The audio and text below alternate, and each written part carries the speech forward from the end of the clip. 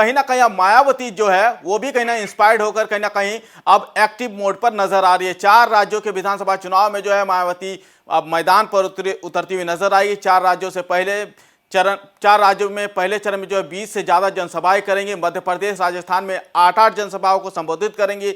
वहीं बताया जा रहा है कि छत्तीसगढ़ और तेलंगाना में भी 2-2 रैलियों के कार्यक्रम को तैयार किया जा रहा है, ताकि मायावती जो है वो भी अब कहीं ना कहीं एक्टिव मोड पर नजर आ रही है। हमने देखा है कि तेलंगाना के लिए जो है पिछले दिनों जो है उन्होंने चुनावी घोषणा पत्र का ऐलान किया है, लेकिन अब जो है उनके पूरा कार्यक्रम जो है वो सामने आ गया है, जिसमें बताया जा रहा है कि मध्य प्रदेश में और राजस्थान में जो है 8-8 जनसभाओं को संबोधित करेंगी। वहीं तेलंगाना और छत्तीसगढ़ में 2-2 रैलियों को वो संबोधित करेंगी।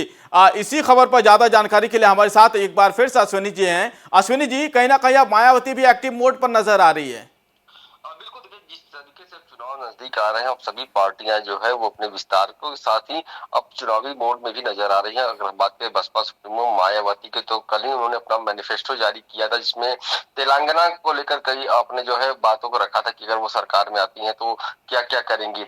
वहीं अब जनसभाएं भी वो करने जा रही हैं और ये कहा जा रहा है कि 20 से ज्यादा जनसभाएं जो है होने वाले हैं, जिसमें अगर हम बात करें तो मध्य प्रदेश में 8 और छत्तीसगढ़ में 8 होंगी। उसके साथ ही 2-2 जनसभाएं जो है तेलंगाना और वहां राजस्थान में की जाएगी। तो इससे साफ जाहिर हो चुका कि बसपा सुप्रीमो मायावती भी समझ चुकी हैं कि जब तक वो जमीन पर नहीं जाएंगी कार्यकर्ताओं के साथ, या फिर अपने जो उनके वो समर्थक हैं या जो उनके प्रत्याशी उनके लिए प्रचार प्रसार नहीं करेंगी, तो उतना बेहतर उनको रिजल्ट नहीं मिल पाएगा। और यही वजह है कि पिछली चुनाव में मिली हार से सबक लेते हुए अब उन्होंने फैसला लिया है कि अब वो चुनाव में निकलेंगी और ज्यादा से ज्यादा रैलियों को संबोधित करेंगी और अपने पार्टी के जो प्रत्याशी हैं उनके पक्ष में वोट की अपील करेंगी। क्या कार्यक्रम है, थोड़ा अगर लोगों को बता पाए कि 8-8 जनसभाएं, छत्तीसगढ़ तेलंगाना में 2-2 जनसभाएं, तो कहीं ना कहीं लग रहा है कि पूरा दमखम से उतरेंगी मायावती। बिल्कुल निश्चित तौर पर देखिए, अगर हम बात करें तो जिस तरीके से अगर हम बात करें मध्य प्रदेश की, तो मध्य प्रदेश में जो है वो 8 जनसभाओं को संबोधित करने वाली हैं। इसके साथ तेलंगाना में जो है वो 2 जनसभाओं को संबोधित करेंगी। हालांकि अब इसको लेकर जो तारीख है वो तय नहीं किया गया, लेकिन ये जरूर बताया गया है पार्टी की तरफ से कि 20 से ज्यादा जो जनसभाएं हैं वो करेंगे वो मध्य प्रदेश, छत्तीसगढ़, राजस्थान और तेलंगाना में।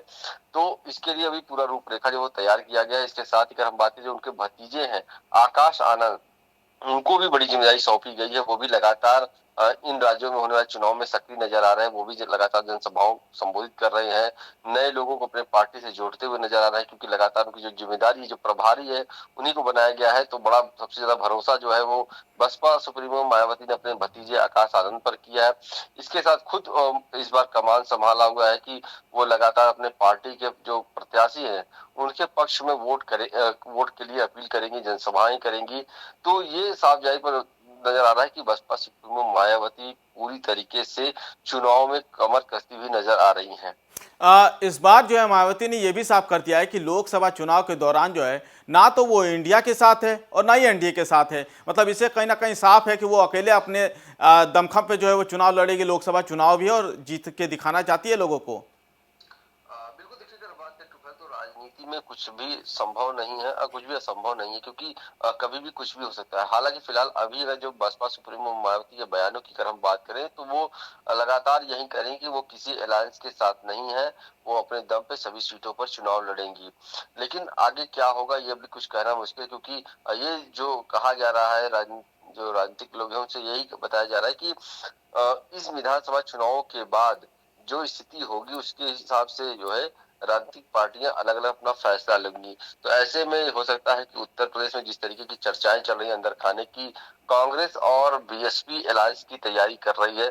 तो इस परफॉर्मेंस के बाद जिन राज्यों में चुनाव हो रहा है, चाहे तेलंगाना की बात करें, चाहे मध्य प्रदेश, छत्तीसगढ़ की बात करें, राजस्थान की बात करें, इन चुनाव के नतीजों के बाद हो सकता है कि बसपा सुप्रीमो मायावती कांग्रेस या भारतीय जनता पार्टी के साथ अलायंस कर सकती हैं, क्योंकि उत्तर प्रदेश में जो भी ताजा हालात हैं उसमें ये साफ तौर पर नजर आ रहा है कि बसपा सुप्रीमो अगर पुराने 2014 की बात करें तो वो अपने दम पे चुनाव लड़ी थी और एक भी सीट नहीं जीत पाई थी। लेकिन जब 19 का लोकसभा चुनाव हुआ तो समाजवादी पार्टी के साथ गठबंधन की, जिससे फायदा ये हुआ कि सीधे वो 10 सीटें जीत कर आई। तो ये खादे वो समझती हैं कि अकेले दम पर चुनाव लड़ना काफी कठिन है, क्योंकि एक तरफ अगर एनडीए है तो दूसरी तरफ इंडिया अलायंस भी तैयार हो चुका है, और ऐसे में ज्यादा सीट जीतना उनके लिए भी अपने आप में एक बड़ी चुनौती हुई, क्योंकि उत्तर प्रदेश की 80 लोकसभा सीटें अगर हम बात करें तो सबसे ज्यादा जीतना कठिन है। तो ऐसे में बसपा सुप्रीमो मायावती अभी फिलहाल जो बयान आ रहा है उसमें जरूर कहा जा रहा है कि वो अकेले दम पे चुनाव लड़ेंगी, लेकिन ये जरूर है कि इन 4 राज्यों के चुनाव के बाद कुछ भी हो सकता है। ठीक, बहुत बहुत शुक्रिया अश्विनी जी। इस खबर पर अपनी नज़र आप बनाए रखें तो यकीनन राजनीति में कुछ भी जो है संभव असंभव नहीं होता है। हालात, समय और सिचुएशन के हिसाब से डिसीजन लेना होता है। जो कुछ भी होता है वो आने वाले वक्त में साफ देखने को मिल जाता है।